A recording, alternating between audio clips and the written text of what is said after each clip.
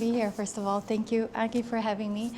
I've had a very beautiful connection with Aggie when we had the retreat with Lau, so that was a very nice thing we shared, and I'm very pleased to be here. I've been meaning to come, so I think today was just the right day to be here and to connect with you guys. So I want to share a little bit about my journey as an entrepreneur. I like to say more, I'm not even sure I want to label it exactly as an entrepreneur. I think it's a mix of self-employment and entrepreneur and just adventuring through things that I love and create.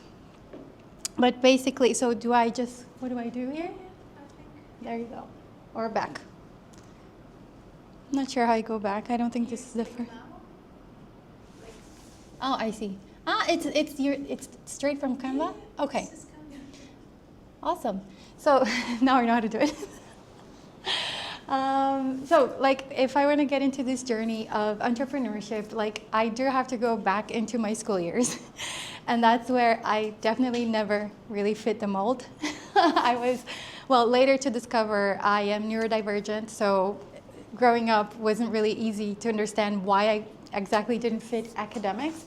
So in short, I sucked in school, but that's really what brought something out of me, and that's communication. I needed to learn how to get by with things, or how to, negotiate deadlines and everything that I forgot to do.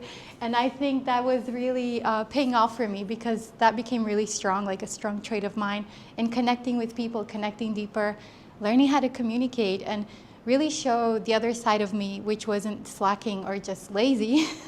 There was a side of me that cared, and all sides of me cared, but that wasn't really what people would see. But that's also how I ended up in the corporate cycle. I always knew I didn't fit there. I always knew I can't sit still. I managed here. But if I'm in an office for 8 hours, I'm walking around talking to people, I'm constantly disturbed, or not even disturbed, just like losing focus and wanting to interact. And I really have a hard time. So I've always known I wouldn't be the office kind of person or a corporate kind of person. But also because I struggled with school, that brought me to 4 discontinued universities. So that means I never finished one, I started 4. And so I never really knew what I was good at. So what I kept doing was every time I started a business and I was super creative and things would like start flying and then slowly decline. And that would bring me back to corporate because I'd run out of money. So my one drive for corporate was just money. There was nothing else there for me. I never really saw myself being able to do anything else, or at least that represented or was meaningful. This is how my journey went. I forgot to add a few things there because I tend to forget things, but I started off actually quite young in the self-employment world. I was an English teacher first.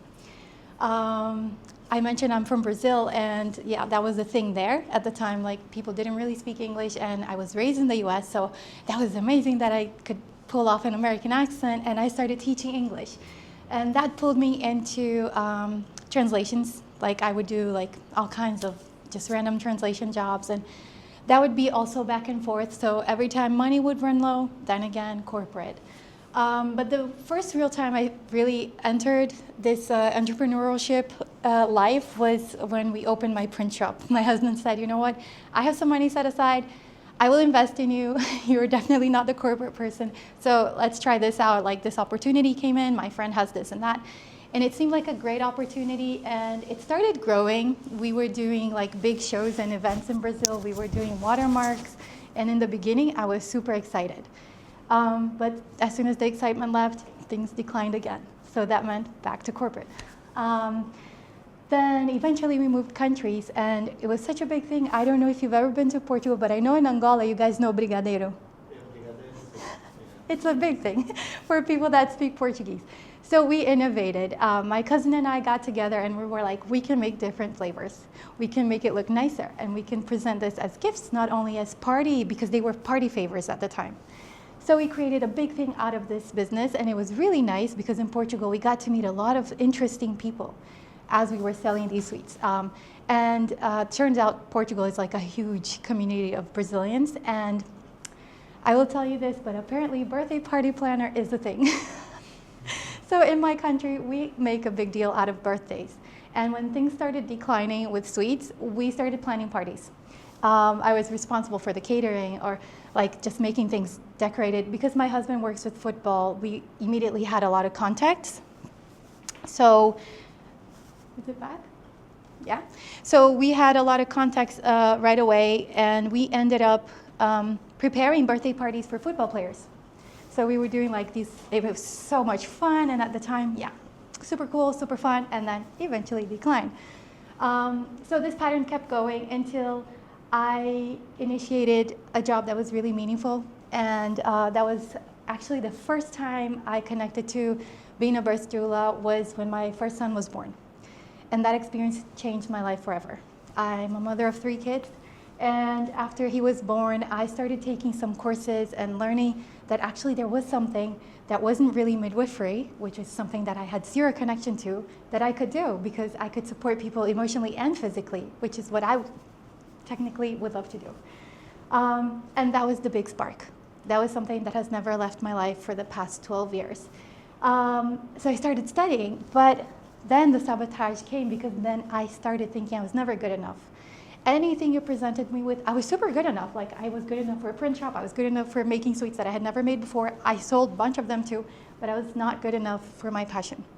So that's when I realized I really cared about this. So yeah, went back to corporate. I needed money to build this. I needed knowledge. I needed to study. I needed time. I needed so much. And I was really, really unsatisfied because it was the first time something truly like with real purpose came into my life. So I decided I needed more money. What I was doing in corporate wasn't enough, and I got an extra job, and I was already here.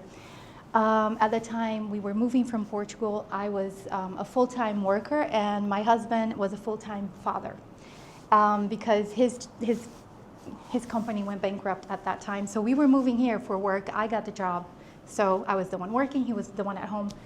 And I just felt like I needed to overdo. I needed to work more, make more money. It was never enough money or never enough work or never enough knowledge. And I was really reaching this point of exhaustion. That's when I started with Lao, another side hustle, because I was like, I need extra money. Someone that we knew in common presented us, and we started doing this together. So we started creating, and the spark started coming back to life for me because when we started creating, I was really focused in maternity topics. So we were like creating journals, designing journals, selling journals, all kinds of journals. You probably remember that. And at that time, I was already slowly showing my face, or I was already showing my face for a while here as a doula, but not presenting myself as this is what I do, this is my full-time thing. It was always something like, am I good enough? I will take just this client and improve, and then I'll take another client and improve. And it just kept going with this so much insecurity around this topic. And then the side hustle, because I thought that would bring me the money to give myself even more knowledge, because it was never enough, and I needed more money and more knowledge, I just kept going in this loop until I was in maternity leave, and things started changing there as well. So with this generous opportunity of entering maternity leave, being able to, again, in that phase where things sparked for me, I was with my 3rd child, experiencing this for the 3rd time, understanding that I had not only the knowledge, but I had the experience. I had what was needed to fulfill my purpose. So in that quiet time where I could stay with my daughter, I made it a decision. I'm going all in, and I'm going to make this happen.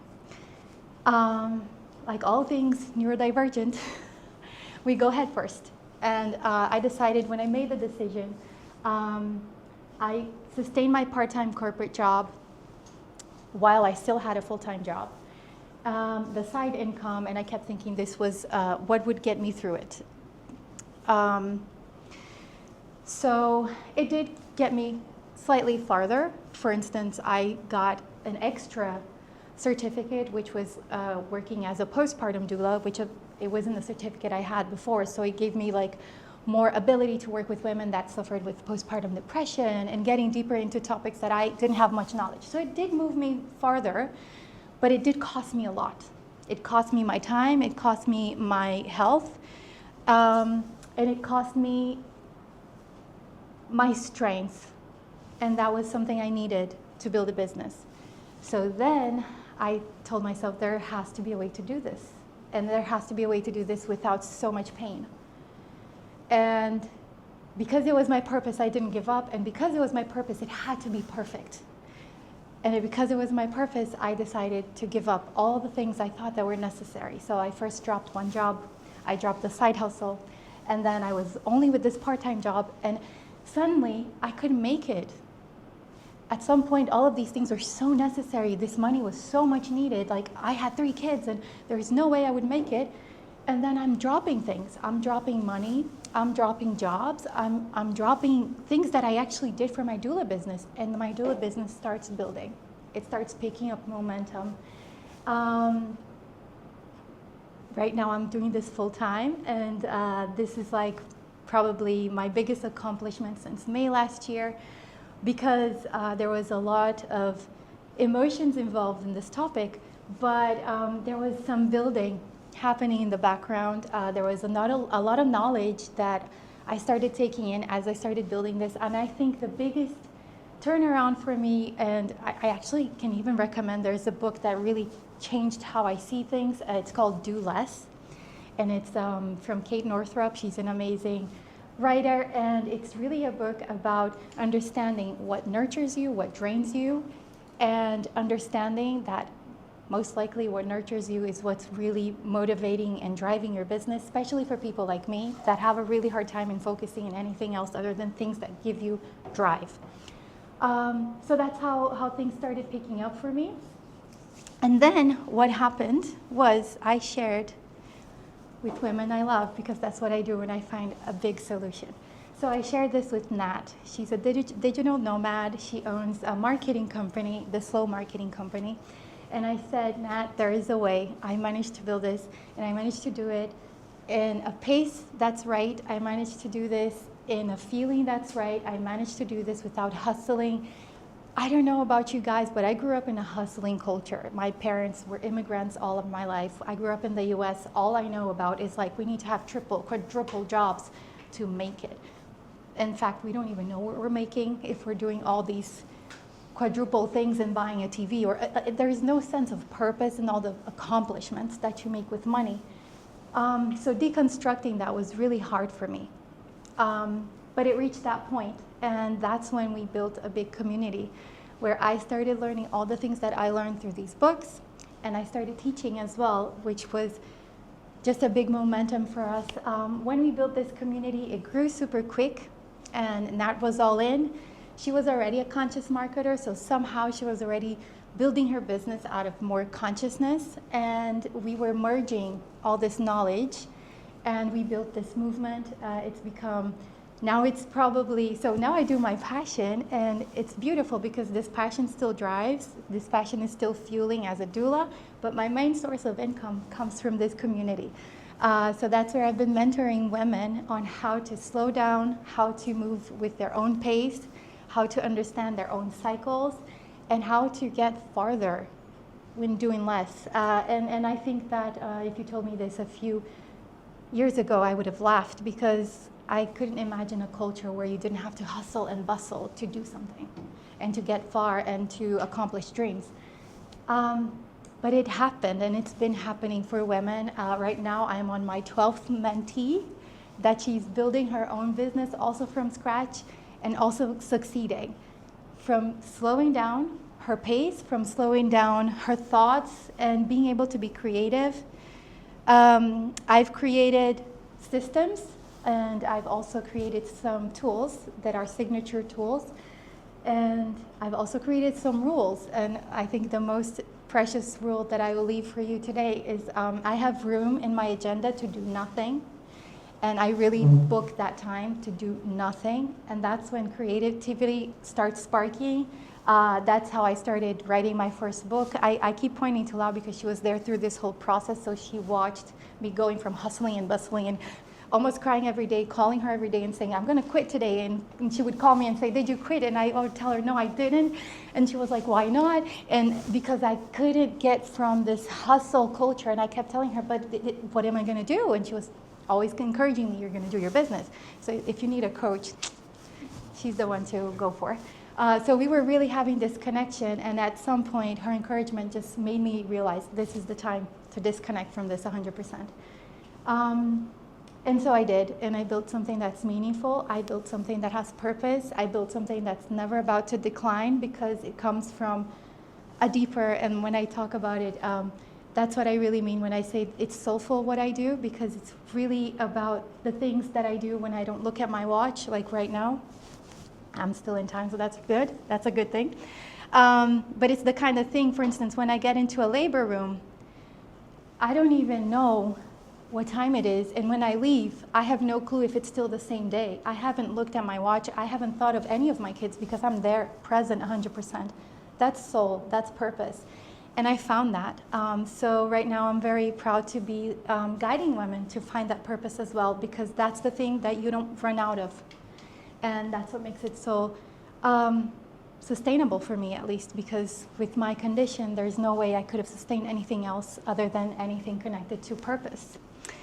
So I think that is it for me today. I don't know how to go back to where I want to go back. So top right.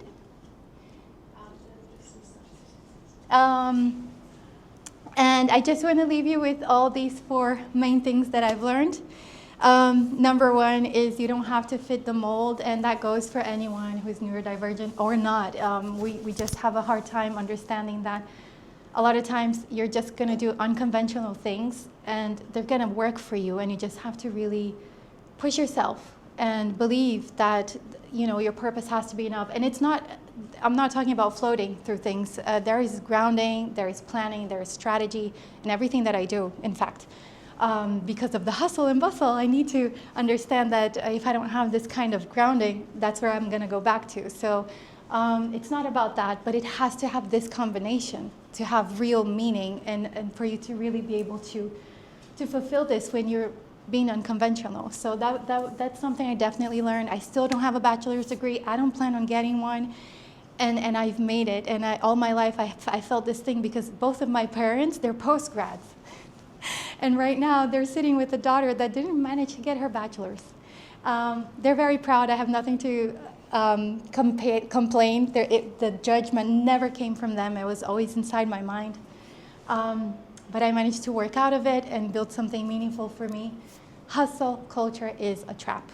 And I know that in Europe, maybe this is more evident, but I'm sure a lot of people are from outside of Europe. And when we come from outside of cultures that are pushing us to do more and work more, this is really the biggest trap and the never-ending cycle that I was stuck in. And that's what I preach against in all of my talks, in all of my mentorship programs, because it was the biggest trap that kept me from doing what actually now brings me money. So I have to be clear about that. It brings me money, it brings me happiness, and it brings me fulfillment. It brings me a lot of headache, it brings me tears, it brings me inner development. Like, there is an equally based, when you're doing your own system, that's the price you pay. There's always a price to pay, but that's the price I want to pay. That's the price I signed up for, and I will do it proudly. And then, yeah, purpose fuels sustainability. Okay, again. And finally, do less can often just mean more. That was my case. That's how I've been going towards abundance and subtracting things. I built a system. Oh, there's not the last one. I wanted to leave you guys my contact, but we're so cozy and you can connect with me if you want. But yeah, through doing less, I really achieved much more. I built a system. There's like now a signature tool that I have that really helps you understand what are the things that you're overdoing that are not really bringing you any results, and what are the things that you should drop altogether that have like no value for your business. What are the things that you actually need to do and you hate doing, but you can outsource that? And what are the things that really drive you that you can focus? And most of the times, that's going to be the thing bringing also the results. So that's a strategy that's been working for my business very well, and highly recommend. So if I could leave you with anything from all this talk, these 4 boxes would be it. Thank you so much for your time. Thank you for having me. It's a pleasure. Thank you.